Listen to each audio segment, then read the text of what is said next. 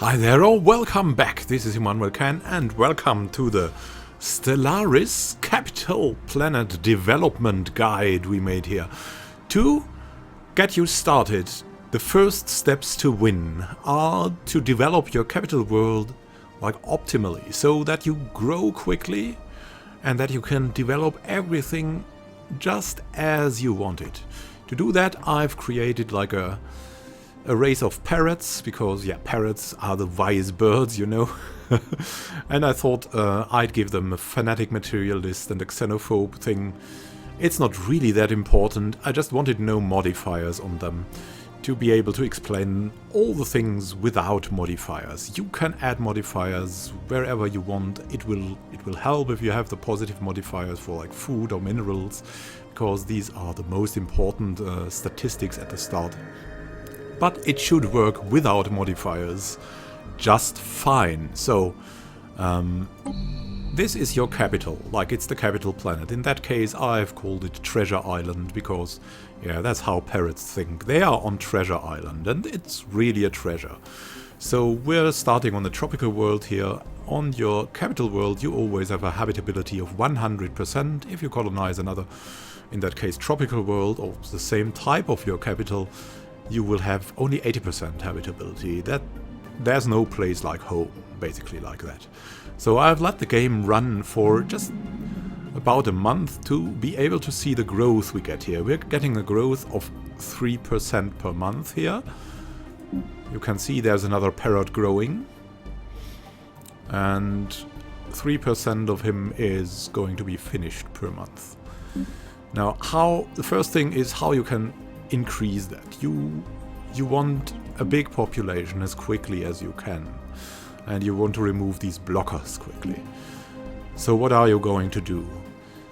First thing is you should concentrate first on building a lot of food, because food increases the growth. So we have 1.1 collected here from a base of 1. So if you want to grow the population quickly, which you should at your starting planet, especially at the fields that are either adjacent to the starting administration here, or that have already food on them, and you should do so. And to get you started, build these hydroponics farms as quickly as possible. It's really the base thing is to get you started, and you want to if you don't have an extremely clumped map where empires are left and right, if you have a bit room to breathe, then you should start with a hydroponics farm. Otherwise, start with some kind of minerals, because minerals are probably the most important thing in this game. But at the start, it's food, so go for the hydroponics farms. So let's look at that planet menu. You see here you have quite a good food base. You have some research here available on the surface fields here. You have some minerals, not that good. You have quite a bit of energy credits, which will be helpful later in game when you need to pay your maintenance costs, so to say. But yeah, the first steps is really build the farms to make you able to get the planet full, so to say. To do that, you need to be able to grow to size 16 here. So you need to remove all of these then too, but this, yeah, can wait until you have everything full here. It's a waste of minerals at the start, a bit, so wait for that. And first increase the food surplus. The higher the food surplus, the higher will be your growth. We can demonstrate that here. We'll just take one off the food. Or 2. He's unemployed now. Poor guy. So we have a food surplus of 1.8 here. And it will grow only by 2.5% per month. While the general population growth will be 3%. And if you increase that more and more, you will gain much more percent. So the more you increase it, the more percent of growth you will get. Usually, unless you have a very low growth rate, then it may not be so. But If you increase the food and build buildings, you need more than 1 or 1.1 food to increase the growth, then you should grow faster. You should attain a growth rate of 4 or 5%, which will be absolutely fine at the start. So that's it about growth. And how can you increase growth? Well, there is a number of choices you have there.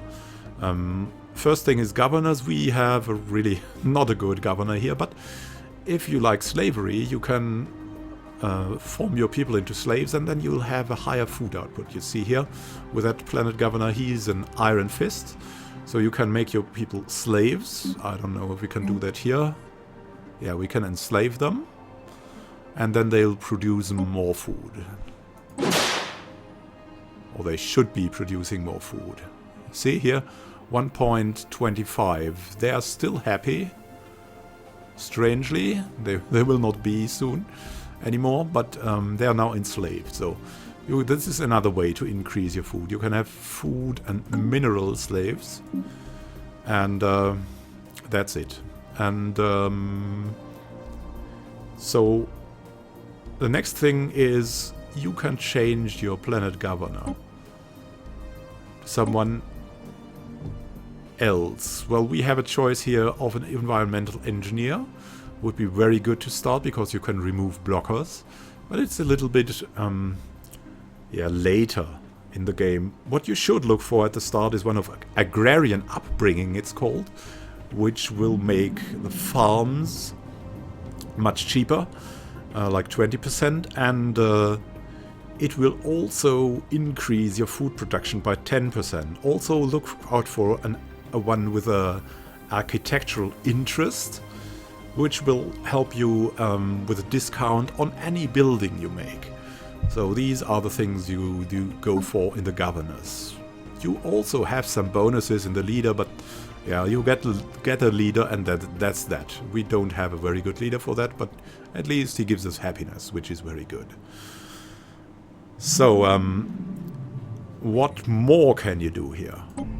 Once again, look at the screen here. You have edicts here.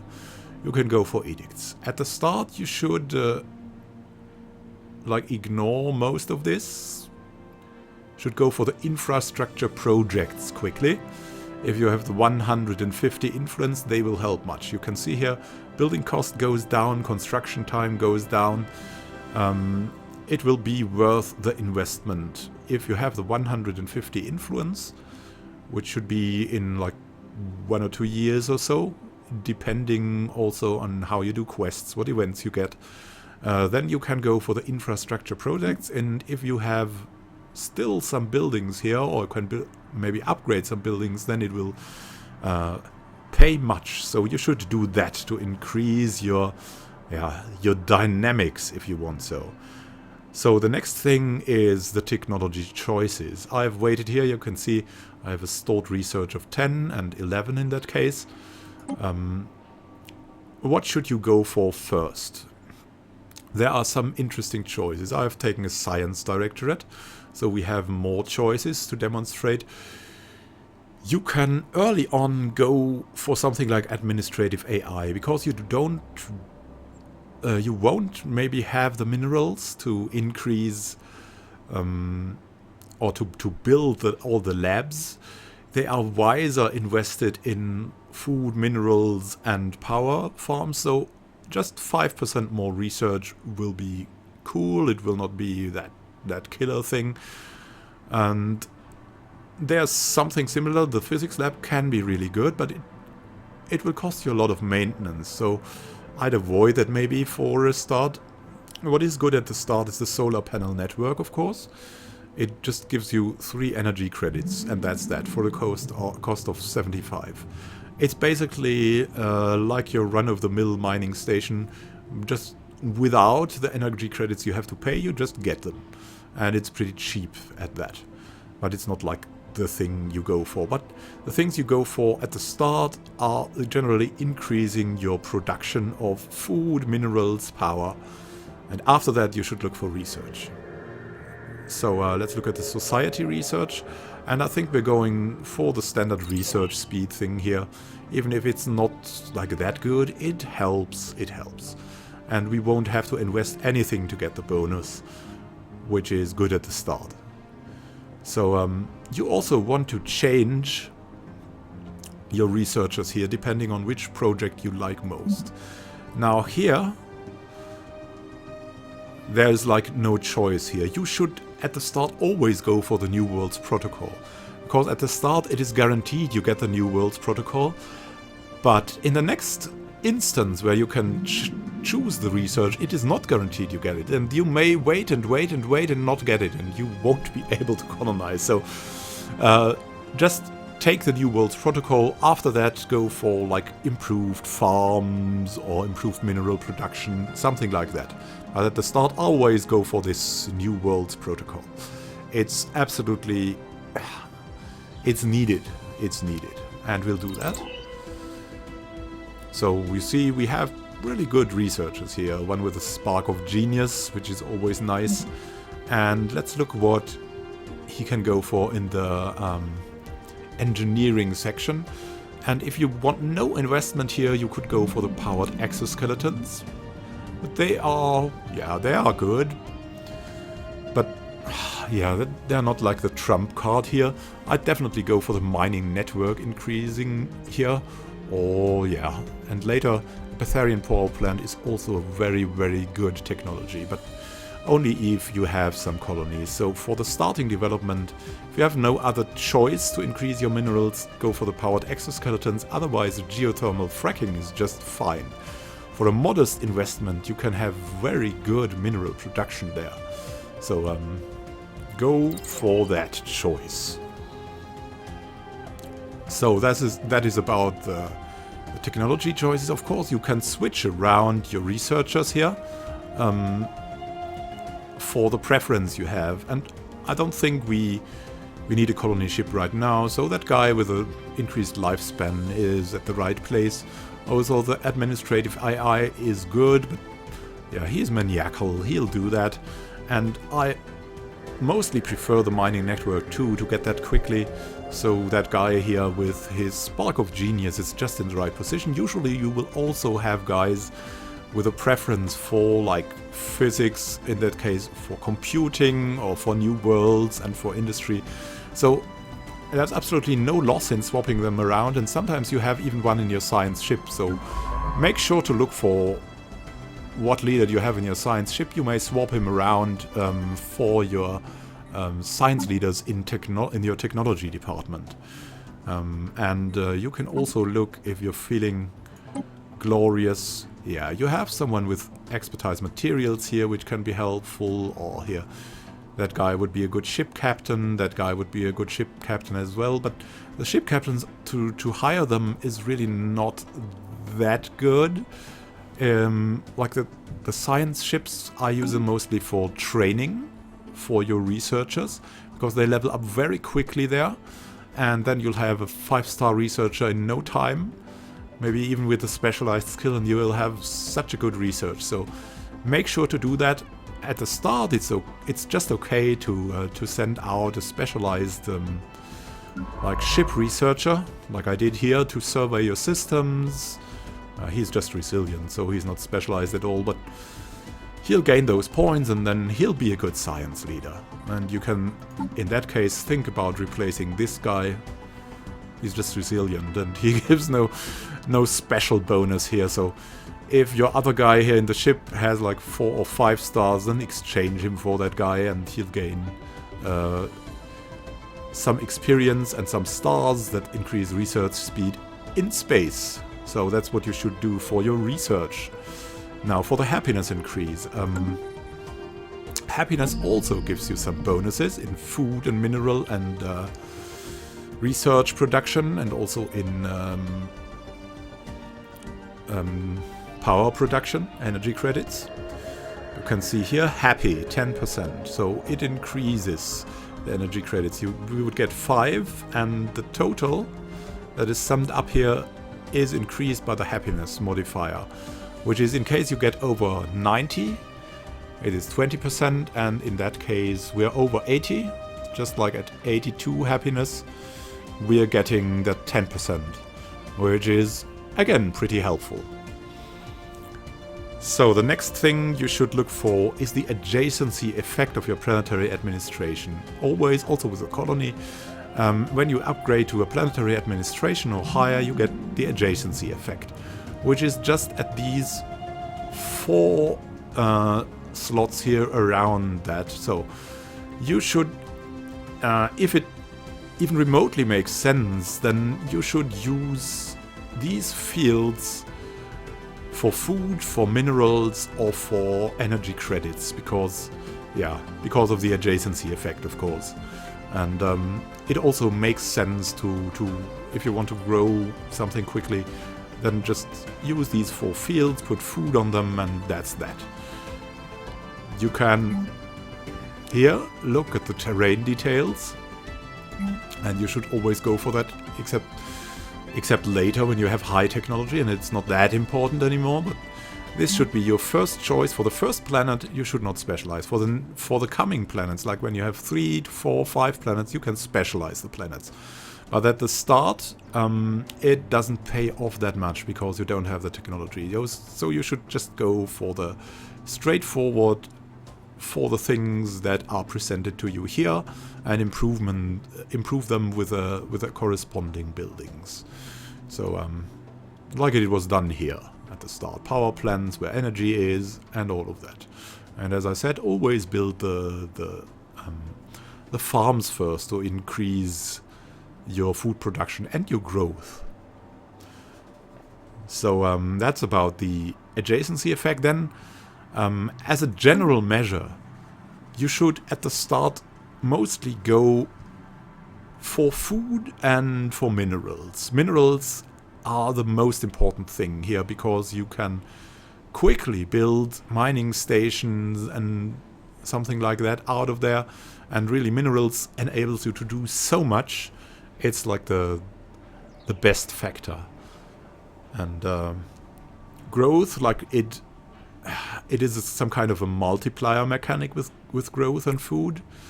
So you'll need that food. You need 16 food to have a full population of 16 on that planet. But you'll need to grow there. And growth begins at 1.1 surplus. So if you don't have the 1.1 surplus, here we have a 3.1 surplus and it will grow. And the bigger the surplus is, it will grow the quicker. But with every pop that adds to it, it will even grow slower. So at higher pops, you will need more food to grow quickly. And at lower pops, you will grow more quickly if you have the same surplus. I've looked at the formula, and it's a little bit complicated, but it just comes down to that. So increase your food if you want to grow, and you have to know that below or at just 1 surplus and below, like to 0, you will have no growth at all. It will be a stagnation. And below 0, there will be a slight penalty applied to your happiness and you won't grow. And at even lower than 1 minus, then you will have severe penalties. So don't go there, except in special situations where you need high production or high energy credits, like at war or something. Then you might go there. So that is about that. What you should do at the start is, of course, build like these mineral stuff first. After the food production, and grow your population quickly, and then expand quickly into newer worlds. So this is about your capital and general civilization development. The first steps you had there. You can also, there are also policies here, but at the start you don't have really good policies to increase your growth, and they are not like that good probably at the start. If you have some research, you can encourage free thought, but I would really go and wait for that infrastructure project edict, because it's a total trump card at the start. It helps your mineral consumption so much. It's really good. So see you the next time when when we go into like deeper calculation of growth and of colonies and of all of that. This is just the initial guide, and if you follow that guide at the start and maybe add your own ideas to it, then you will have a successful start. And the successful start is like the most important thing in a game like Stellaris. The start determines so much, and after that, after a really good start, you can just play around, do whatever you like. So happy gaming to you, see you next time in another guide video, maybe next week or so. So thank you for watching, happy gaming to you, this is Immanuel Ken from Full Gaming signing out. And also be sure to, if you're interested in story and a slightly advanced game, make sure to look at the Let's Play I've made. It's progressed far into the game so far. It's like about 30 hours into the game, and we have a massive empire now with the Cthulhu myth.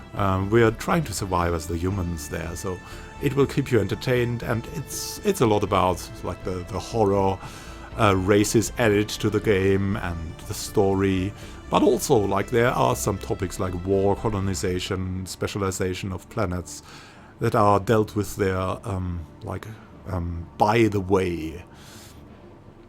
Not in depth. In depth you will gain them at these guides I'll be releasing from time to time.